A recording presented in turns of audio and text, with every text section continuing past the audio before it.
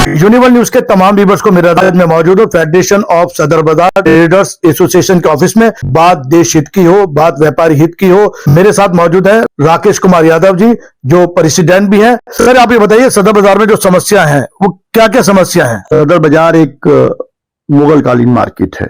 हमारे सदर बाजार में इस वक्त 40,000 दुकानें होंगी लमसम, और 1885 की दुकानें हैं। गवर्नमेंट के पूरे सबूत हैं हमारे पास। जब 1905 में विल्सन सर्वे हुआ, जब महारानी विक्टोरिया 1905 में भारत की महारानी के तौर पर आई, तो तत्कालीन एजेंसीज ने एक मार्केट का सर्वे किया। इसमें रुई मंडी, मेन सदर बाजार, कुतुब रोड, इनकी दुकानों के नंबर तक मेंशन हुए। उसके बाद 1957 में जब हमारा देश आजाद हो चुका था और एमसीडी बनी, तब एजेंसियों ने इन सारे रिकॉर्ड को फिर वेरीफाई किया। ये बात मैं आपको इसलिए बता रहा हूं कि जब 2004 में एमसीडी मास्टर प्लान 2021 के अंदर में सीलिंग का दौर चला, तो हमने ये सारे सबूत माननीय लेफ्टिनेंट गवर्नर जो वाइस चांसलर होते हैं उनके डीडीए के, उनके सामने दिनेश राय साहब होते थे। उस वक्त मैं महामंत्री होता था और मैंने सदर बाजार के व्यापारी का नेतृत्व करते हुए ये सभी फैक्ट्स उनके सामने रखे। प्रॉब्लम यह है कि कॉम्पैक्ट एरिया है, डेंसिटी बहुत ज्यादा है। 1947 के बाद देश आजाद हुआ। जो पाकिस्तान से लोग यहाँ पर आए वो ज्यादा संख्या में थे और जो यहाँ से गए वो कम संख्या में थे। उनकी रोजी रोटी का सवाल था, उन्हें अपने बच्चे पालने थे, हमारे भाई थे, और वो यहाँ पर उनका रोटी पानी की व्यवस्था कैसे हो, सरकार तो नहीं कर पाती, लेकिन खुद मेहनत करके लोगों को करना पड़ता है। कंपनी ने पट्टी लगाकर बाजारों में अपनी रोजी रोटी का साधन मुहैया कराया। धीरे धीरे ये कल्चर बन गई। उन्होंने मेहनत की, वो साहिब जायदाद बन गए, दुकानें उन्होंने ले ली, लेकिन पटरी का दौर बिल्कुल उस तरीके से चलता गया जैसे उत्तराधिकार का प्रयोग चलता। आप सदर बाजार में सबसे पहले पटरी जो पंजाबी कम्युनिटी आई थी पाकिस्तान से, उन्होंने लगाई। जब वो साहिब दुकानदार बन गए, जायदाद बन गए, तो उनके नौकरों ने लगाई। वो लोग उत्तर प्रदेश के मजदूर टाइप के लोग थे। आपको मैं बताता हूँ कि जब मैं कॉलेज में पढ़ता था, 86 में मैंने ग्रेजुएशन की दिल्ली यूनिवर्सिटी रामदास कॉलेज से, तो उस वक्त यहाँ पर 12 टूटी पर बसें चलती थी। कुतुब रोड में बस चलती थी 9 नंबर, 151, 150 बसें चलती, सब बंद हो गई। ये इसलिए बंद हो गई कि रोड पे पटरी आ गई, बसें निकल ही नहीं पाती थी, 3-3, 4-4 घंटे खड़ी रहती थी, वो निकल ही नहीं पाए। पटरी वालों का माफिया हावी हो गया और बसें बंद हो गई, ट्रांसपोर्टेशन ठप हो गया। 2006 में कुछ पटरी माफिया के लोगों ने हमारे व्यापारी का सिर फाड़ दिया। तब हमारी एक संस्था है व्यापारिक संघ, जिसके प्रेसिडेंट रोशन आनंद जी हैं।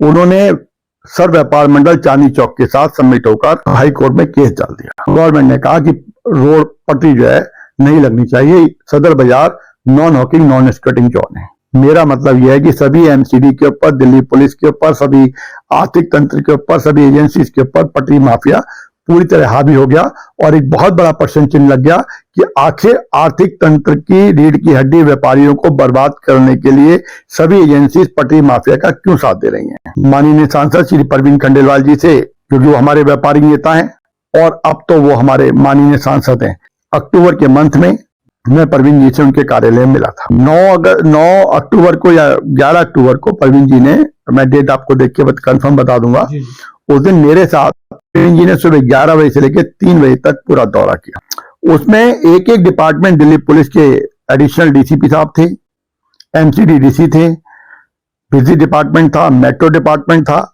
रोड का था, डीएसयूआई भी थे। मतलब मैं समझता हूं कि कोई डिपार्टमेंट परवीन जी ने ऐसा नहीं था। और उसके हेड ऑफ द डिपार्टमेंट को बड़ी सख्त भाषा में इंस्ट्रक्शन दी थी कि सदर बाजार की समस्याएं खत्म होनी चाहिए। मैं मौजूद था, मेरे पास उस पूरे वीडियो है और वीडियो वायरल भी हुई पूरी तरीके से। और आपके चैनल के माध्यम से परवीन जी से मैं पूछूंगा कि आप अपने डिपार्टमेंट से पूछिए परवीन जी कि किसी ने एक अच्छा काम किया हो। क्या बीएसएस वालों ने अंडरग्राउंड वायरिंग शुरू की? नहीं की। क्या सदर बाजार के रोड गड्ढे बने? नहीं बने। क्या सदर बाजार के जो तारों के गुच्छे थे वो साफ हुए? नहीं हुए। क्या मेट्रो ने वहां पर अपने गार्ड्स लगाए जिससे ट्रैफिक स्मूथ चले? नहीं चले। क्या ट्रैफिक पुलिस के ऑफिसर्स ने अपनी चौराहों पर, रोड पर ट्रैफिक खुलवाने की महत्वपूर्ण भूमिका निभाई? नहीं निभाई। वो केवल चालान करते हैं। तो मैं प्रवीण जी से पूछूंगा कि एक बार आप मीटिंग कॉल कर लें और उन सभी डिपार्टमेंट जो लोग मौजूद थे उनको बोलें कि जब आप मीटिंग में आए तो अपनी रिपोर्ट लेके आए कि अक्टूबर से लेके अब जनवरी समाप्त होने को आ रहा है, उस पीरियड में आपने क्या किया। तो हमारे सदर बाजार का जो युवा वर्ग है वो पहले ही यहाँ पे आने में इंटरेस्ट नहीं, कोई इंफ्रास्ट्रक्चर पूरा, यहाँ पे यूरिन इतने गंदे हैं, वो प्रॉपर नहीं है, महिलाओं के लिए यूरिनल्स नहीं है प्रॉपर, रोड गड्ढे हैं, ठेले वाले गिर जाते हैं, स्लो ट्रैफिक इतना है कि अगर किसी लेडीज के प्रेगनेंसी हो तो उसकी डिलीवरी हॉस्पिटल में नहीं रोड पर ही हो जाएगी, इतना जाम है। हमारे व्यापारियों को हार्ट की प्रॉब्लम है, अगर वो हॉस्पिटल ले जाने वाली रात को ट्रैफिक इतना जाम रहता है तो उनकी डेथ तक रोड पे हुई है। वो हॉस्पिटल ये 2 किलोमीटर है यहाँ पर Saint Stephen hospital, 2 kilometre 2.5 kilometre road cross करने में भी हमारा व्यापारी अस्पताल तक नहीं पहुंच पाता और उसकी मौत हो जाती है। ये हमारे लिए, व्यवस्था के लिए बहुत ही शर्मनाक बात है। सरकार भी हमारी है, हम भी सरकार के हैं, एजेंसीज के ऑफिसर भी हमारे हैं, हम भी उनके हैं। सवाल तो बेटर कम्युनिकेशन और कोऑर्डिनेशन करके, एक इच्छा शक्ति जागृत करके हम लोग अपने देश को, अपनी मार्केटों के इंफ्रास्ट्रक्चर्स को सुधारें। मैं वित्त मंत्री श्रीमती निर्मला सीतारमण जी को एक पत्र लिखूंगा जिसमें उनको कहूंगा कि आगामी बजट के अंदर हमारी मार्केट के युवाओं को आकर्षित करने के लिए नीति बनाएं और इंफ्रास्ट्रक्चर इतना सुंदर करें कि हमारा युवा वर्ग 50,000 और 1 लाख की नौकरी छोड़कर अपनी लाला गद्दी, अपने दादाजी की गद्दी, अपने पिताजी की गद्दी संभाले और देश के आर्थिक जगत के चहुमुख विकास में अपना युवाओं की योग्यता है वो दे। आप देखेंगे कि IIM जो अहमदाबाद का मैनेजमेंट का सबसे बड़ा कॉलेज माना जाता है, उसके बच्चे पढ़ते हमारे यहाँ हैं, एजुकेशन यहाँ लेते हैं, नौकरी अमेरिका के अंदर करते हैं, सही बात, लंदन के अंदर करते हैं, जर्मनी के अंदर करते हैं। क्वालिटी प्रोडक्ट हम मेक करते हैं लेकिन उसका जो कंज्यूम करते हैं वो कंज्यूम बाहर की कंट्री करती हैं। हमारे देश में एक मोची का बनाया हुआ जूता कैसे बिकेगा? वो जब बिकेगा जब हम उसको प्रोत्साहित करेंगे। एक जुलाई का बना हुआ कपड़ा कैसे बिकेगा? एक देश के अंदर रोजगार कैसे मिलेगा गांव के लोगों को? जब समृद्ध तभी होगा जब सरकार उसको प्रोत्साहित करेगी और उसका बना हुआ माल देश में बिकेगा। जब देश में बिकेगा तो अभी तो लोकल टू वोकल चल रहा है। हमारी भारतीय उद्योग व्यापार मंडल का भी जयपुर में एक प्रोग्राम हुआ साहब, उसमें 28 प्रदेशों के व्यापारिक प्रतिनिधि आए और उसमें हमने यही बोला कि लोकल फॉर वोकल। अब हमारा एक प्रयास होना चाहिए कि लोकल फॉर ग्लोबल। जो हमारा लोकल प्रोडक्ट है, भारत का प्रोडक्ट है, वो कैसे जाए। हमारे उसमें ऐसे लोग आए हुए थे कि जिन्होंने 1995 के अंदर साइकिल पे व्यापार शुरू किया। राम अवतार जी थे, उनकी कंपनी अब वर्ल्ड के अंदर मसाले सप्लाई कर रही है। ये हमारे जो MBH वाले हैं ये भी हमारे व्यापारी हैं, इनकी बोर्ड वर्ल्ड में पूरी है। तो इन्होंने लोकल टू ग्लोबल कहे। ये लोग, सरकार ऐसे युवाओं को एक ट्रायंगल बनाए कि किसी को प्रोडक्शन की नॉलेज हो, किसी को मार्केटिंग की नॉलेज हो, किसी को फाइनेंस की नॉलेज हो। अगर वो कंपनी फॉर्मेट करते हैं तो सरकार उनको आर्थिक मदद दे और टेक्नोलॉजी का जितना दी बेस्ट एक दूसरे से कोऑर्डिनेशन होना चाहिए वो दें ताकि हम लोग तरक्की करें।